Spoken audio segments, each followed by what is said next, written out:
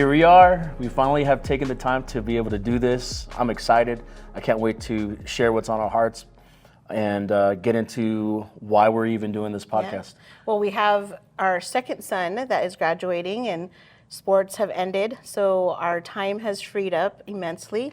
So now we are very, very excited to do this, and hopefully with our conversations and our realness and our rawness, we're able to help some folks, right? Yeah, I think we can help a lot of people just sharing the realness and rawness of our life and what people see. A lot of it is the highlight reel of where we came from to where we are now.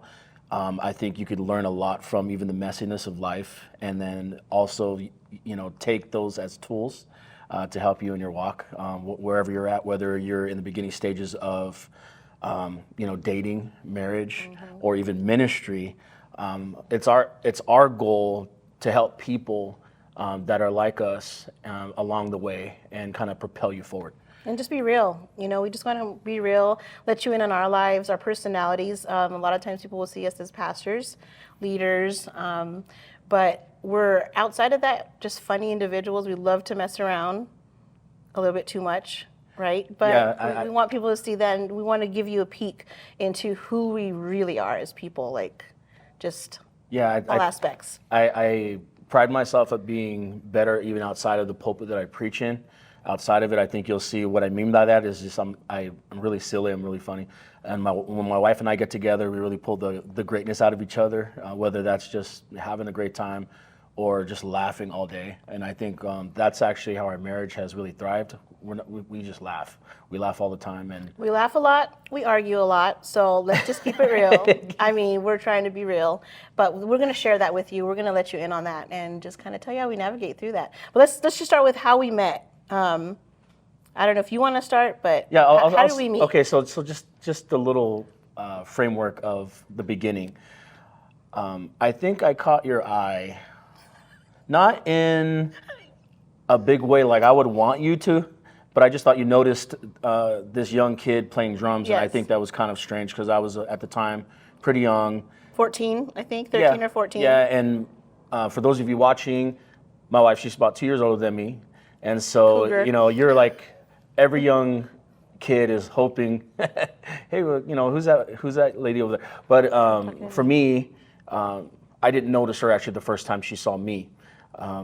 And so how about you share a little bit more about that? Well, I was visiting a church, and you and your family were leading worship, and you were on the drums, and I thought, wow, what a cute little drummer boy. I thought you were cute, handsome, but I knew you were younger than me. And I think the second time around when I visited that church, it wasn't my home church, I was just visiting, you were in the parking lot. And so you were making out with a girl in the parking lot before church. And so my opinion quickly changed. And I just kind of thought, oh, okay, well, that's interesting.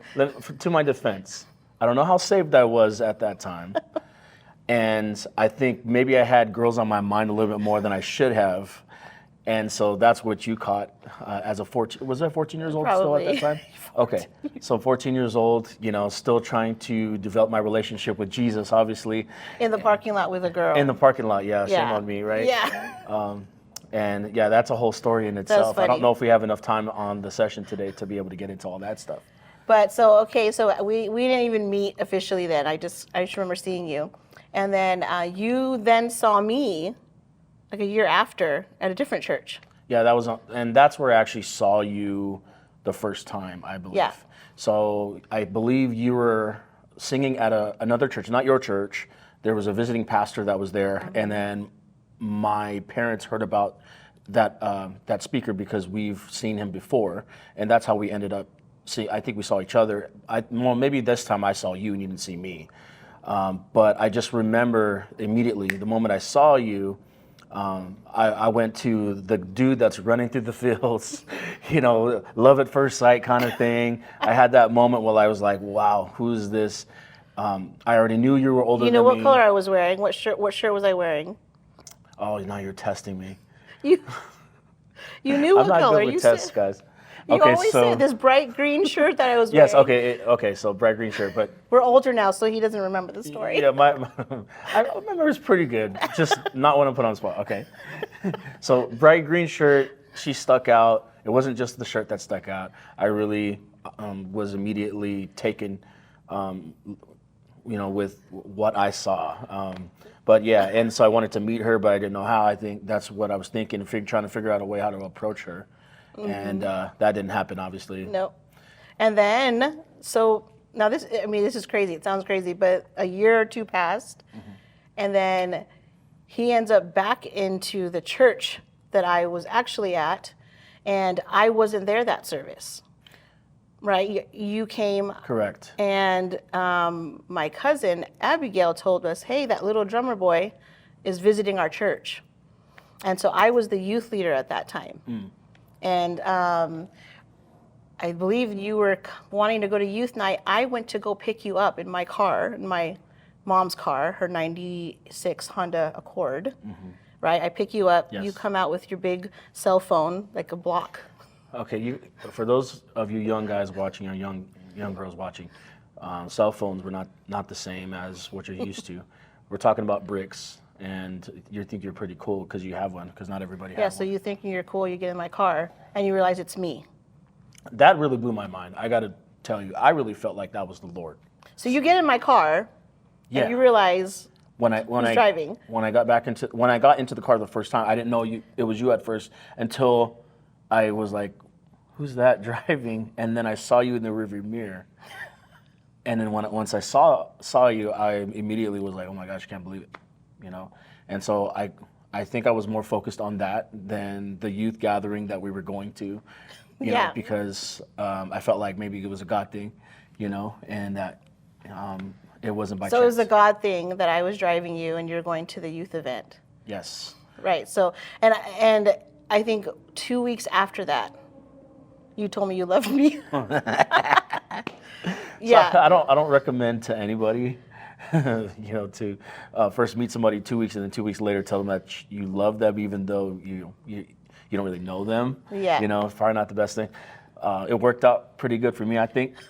In the end, you got the girl? Yeah, I got the girl, and now we have 3 kids later. So that's fast forward. 2 weeks later, he told me he loved me. I was leaving for Bible college, and just a couple years went by, and I just thought, he's a young kid. I'm not going to go for somebody 2 years younger than me. But you kind of held on. Well, I remember clearly you told me when I told you that I loved you, you said, oh, it's just puppy love. Yeah. And I was kind of hurt by that because I really felt strongly about how I felt, And so I was kind of determined to prove you wrong. Yeah. That, okay, I could wait 2 years.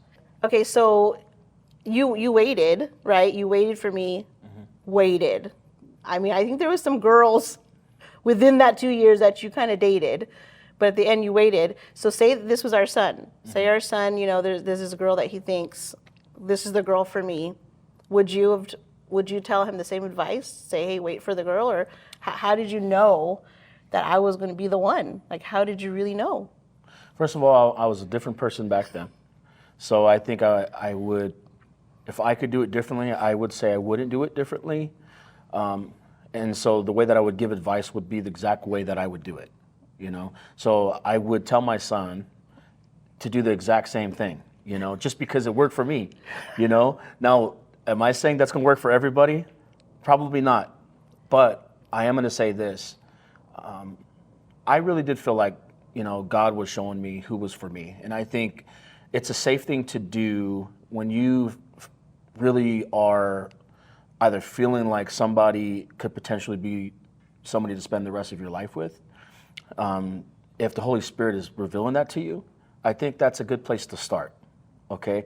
Does it always work out? No. But I think it's a good place to start. Why? Because I think you can trust that. You can trust, the leading of the Holy Spirit. I think with our emotions, we're up and down and things change. But it's a good place to start. Will that last? Well, the only way for me to find out was to wait 2 years. And so the advice of my son, I would say, hey, that's how I did it. What was it about me? Put you on the spot. It was your passion for the Lord, I think. It really was. I mean, obviously, I thought you were gorgeous. I thought you were beautiful. But I think what backed it up was just your heart for the Lord, and I think that was one of the most attractive things about you. So I will say that when I came back from Bible college and I realized you were kind of still wanting to be with me, Right. There's just something that I would say, I think I said to you, well, my pastor's wife back then would say, well, there's an anointing on my life. I'm not going to be with somebody that doesn't understand that. And I think I said the same thing to you, that there's a calling on my life, and I can't be with you unless you understand that calling. And I don't know if you really even knew what that meant at that point. No, that's a true statement. I really didn't know. I had no clue what you were talking about. So what did you say to me? I was willing to say whatever it took, and let's just be real. I was willing to say whatever it took What did you to tell win me? you over, and I was like, well, I'm called to be there too. You know, I believe you were telling me that you were called to the ministry that you were called to, and that's where you believed you were supposed to be. And all of a sudden, I just had this revelation in that moment. Oh, me too, right? Because I felt like wherever you were, that's where I was supposed to be. That's the way I was looking at it. Yeah. I learned a lot through that process, but I always had a heart to be open, to whenever you would share with me something that was on your heart, I was always just open to it, like willing to do it, even if I wasn't absolutely sure. But the one thing I was sure that I wanted to be with you, Yeah. and so it helped. It helped detour me from other things, because if I remember too, when I told you, remember when we were already dating, and we were already talking about marriage, I told you I wanted to go to the Navy because they came to my school and they were trying to recruit me. And I thought it was a good idea. And you said, well, not if you want to be with me. Yeah. Right. And so that helped me, in my decision making, because I feel like if you don't have a ton of life lessons in your life, it's really hard to know what direction you want to go. And so it helps to know the person that you're trying to be with, if that's the direction they want to go. It helps you make decisions. So I think that's what worked for us from that point, was that you understood where I was going. I loved your heart. I loved that you were smitten by me because you were. And I mean, which girl would not want somebody to be completely madly in love with them and just say, hey, where you're going, I'm going. Right. That's kind of like the dynamic of our relationship to begin with. I kind of knew what I was going to do. I was confident, and I needed somebody to understand that and to know, look, this is where I'm headed. And so from that, it was supposed to be the way it was, right? Like, we were supposed to be together. So yeah, 2 years later, you propose. I mean, that's going to be a whole nother story in itself, because the proposal was funny. There was. We'll talk about that another time, right? Yeah. I could probably spend about a half an hour talking about that. But yeah. So with everything that we did, or that he did and planned for us, all the dates, it always ended up flopping.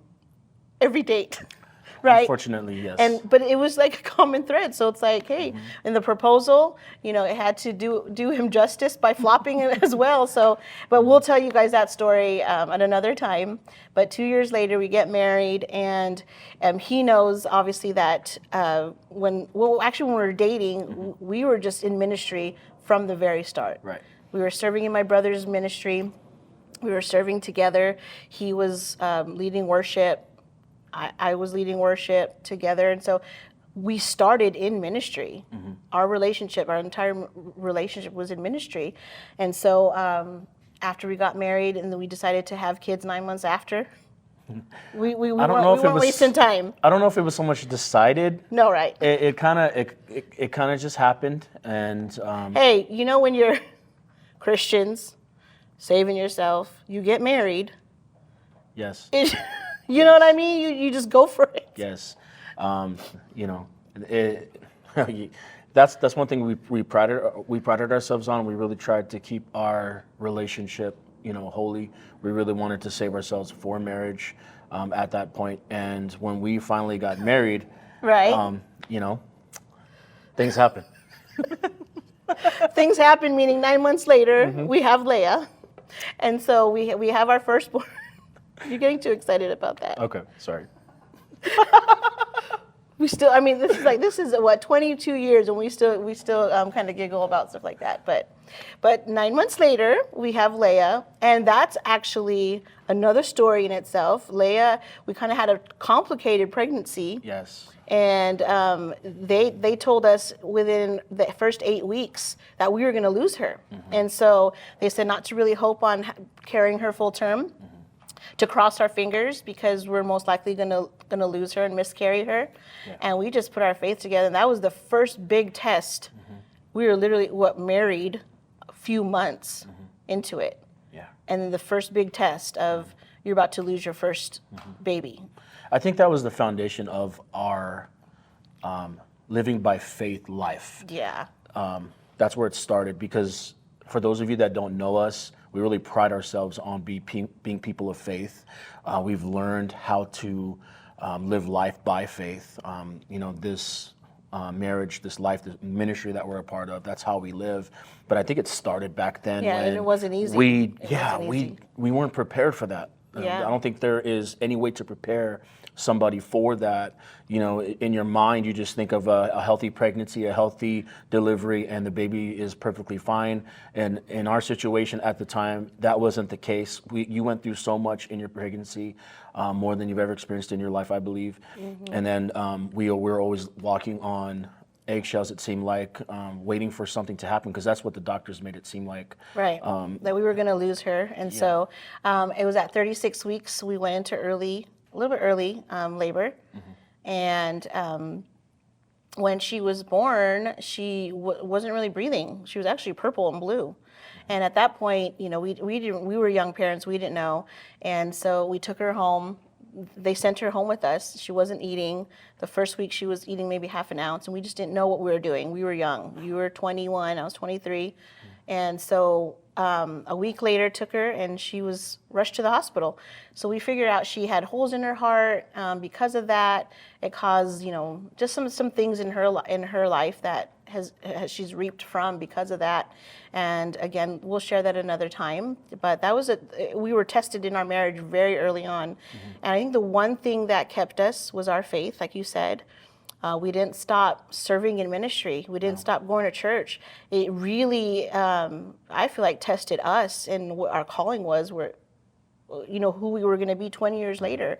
But that early on, there was no give up in us. Yeah. And we knew what our priorities were. So we never let up. We served in ministry. We brought our kids to church. And fast forward all these years, we're still doing the same thing in ministry, and it's what kept us. It's always what keeps us. I don't even know where to go from here now.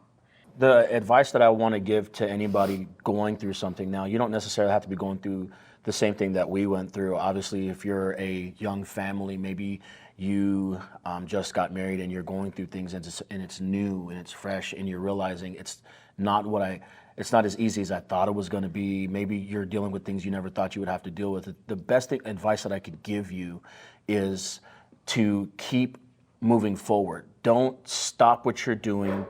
Don't stop ministry because you feel like it's getting difficult.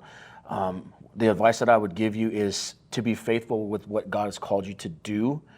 I'm not saying don't seek advice or maybe some counseling or anything like that. But what I am saying is don't stop the thing that brings joy to your life. Ministry should bring joy to your life. Ministry should be the thing that you're doing is unto the Lord. And because of it, it's going to help you still have accountability. It's going to help you to stay focused on things you need to be focused on all during the time that you're going through struggle. Because we went through what we went through, we didn't allow that to stop us. And we reap the benefits of it. I really truly believe that God has a blessing for those that continue to do good and not grow weary. I think that's what kept us. Because when she was in the hospital, we would actually be in the hospital and stay with her. It was about 6 weeks in the hospital. Then you had a job where you had to be at work by 5 a.m. So we'd be sleeping in the hospital. You'd get up at 3, and then go about our week. But we'd still serve God, serve in ministry. But I think that's what kept us together. Where it's easy to give up. It's easy just to not serve God, not to even have faith, and it's almost like we've been given a reason to not. Our daughter is fighting for her life, but I would say that in all honesty, kept us grounded. It kept us together, fighting for her miracle. Right. Right. Because she wasn't supposed to live. Yeah. She wasn't supposed to live past 8 weeks in my stomach or Right. my womb, and then past just a few weeks after she was born. What did the doctor say? He said, "Well, cross your fingers." Cross your fingers, yeah. Cross your fingers. So that's not the greatest thing to tell somebody that's really believing God for a miracle. And I think that's where we lived. We were just believing God for a miracle. We're believing God for a miracle, and that's where our faith was strengthened. When we went through the hardest time of our life, but we were able to push through it, and we saw the fruit from believing by faith, from trusting in God. He allowed us to see both sides of it, but we came out even better on the other side because we did not give up. We kept pushing forward, and I think that's how we've always lived our life. Yeah. Okay. So we never stopped serving God through all that, No. and thankfully, just one of our biggest testimonies is how God brought her through, and she's here and she's thriving. She's 21 years old, and so God just brought us here, and I think from that moment, I think that season in our life really solidified who we are, like what we're going to build our life on, right? What we're going to build our marriage on, what's going to shake us and what's not going to shake us. Right. I think that was very pivotal in our marriage, and it reminded us this is who we are. Right. We're people of faith, and no matter what trials would come, and I would say lots of trials have come in the last 21 years. Yeah. Lots of trials, lots of ups and downs, and Just so you we guys, can't wait to share those with you. just so you all know, this is not a podcast of tragedy, although we'll share it. Right. But it's really of triumph. Yeah. The point is, triumph can't happen unless you go through trial. Yeah. And can you persevere? Can you push through it? Right. I think a lot of people want to highlight on quitting when things get tough. Right. Like, oh, if you're hurting, just quit everything. Just stop doing everything that you're doing at church. You don't need to do all that. Focus on you, focus on you, focus on you. I've never lived a life that was focused on me. Yeah. Now, what God has showed me is there is a time where you're going to kind of take some things off of your plate, but you're never going to stop doing the thing that you were created to do. Yeah. And so I always put God at the forefront of who I am. I don't put him at the back burner of who I am. If I do that, it causes me to get off track. So I want to stay on track even when I'm pushing through. And so that's what we've learned is even through those times, I remember clearly you were doing a lot at that time. You were taking some things off your plate, but you continue being who you were. And that's one of the things that impressed me about you. Usually you know who a person is, not when things are going great. It's when they go through the toughest times of their life, and it's the true character that comes out. And I just remember clearly how you were able to manage our family life, and you did it with such grace. You did it with such a great perseverance when you pushed through. And I believe this is what helped you to be who you are today. And leading into who we are as pastors in the church that we're even at now, I think that shines through, with everything that we go through. Because let me tell you, ministry is a beast, and it's not easy, and it's very challenging, but also very rewarding. Yeah. And it requires a certain kind of leader at the forefront to be able to take that to the next level. I think that's where you're at next level leadership, in my opinion. And it's because of what God has allowed you to go through. And I say that just to highlight, now this is not about just a trial podcast. This is about triumph. Now it's those events in our lives that has really helped us to become who we are. But I do want to say, because I know when we talk, or you refer to me, whether it's in the pulpit or even, this is how you talk to me in the car. I think you look at me sometimes through rose-colored glass. Because during that time, it wasn't easy for me. I could have shown you that it was easy, and maybe like my strength displayed that, but it wasn't easy. It actually was very difficult to carry the weight. And this is where I want people to understand that I know that you saw it as victorious and triumphant, or like she's carrying the weight, but it took a lot of me getting raw in the time where I was in the closet crying to God. That's true. And it was hard. It was hard to carry, like, okay, you've entrusted me to care for a sick baby. And then realizing, again, that we'll share this, but was later diagnosed with intellectual disability. Right. And so I appreciate it, and I love how you view me, and it's honest. But I wanted to minister to the ones that say, yeah, it was difficult. It's difficult, but I do say it without the faith, without me being completely radically just, okay, God, this is going to be on you. I wouldn't have made it, and I wouldn't have. And He was literally the rock that I clung to be able to get through those moments. Right. But okay, so I wanted to say, we talk about how it was our faith that got us through, but I know it was difficult for you. I know it's difficult for you to have to wake up in the hospital and get ready at the hospital and go straight to work. And to the point where you would end up going to work late, and we lost, like, how was it for you during that time? Nobody knows about, these moments, but like... The way I look at it, I know that you had a different experience in it, so I'm just looking at from my perspective. But what I was going through really was, I was dealing with a lot of internal things in terms of who I was, because I was still, mind you, because all this happening so quickly. You're 21 marriage, with the sick baby. I'm still learning how to lead. Yeah. I'm still learning how to be the priest and prophet of my home. I didn't want to mess up. I didn't want to make a mistake, because I already felt like intimidated just going into it, because I always felt like you were the spiritual leader still, and I was trying to transition to become the spiritual leader. Right. And because of that, I felt like I had a responsibility to pray for my daughter and to pray for my wife and be there for you, and I didn't know how to. So I would cry a lot personally by myself. I remember going down from the hospital downstairs and sitting there and feeling helpless and feeling like I'm not who you need me to be. I'm not who she needs me to be, my daughter, and like I'm just begging God, please help me, help me be the man I need to be for them. And I just remember, I'm gonna get emotional thinking about it. But I can feel the feelings in that moment. I remember like it was yesterday, and it's that moment when I had that time with God, where He taught me to trust Him, and.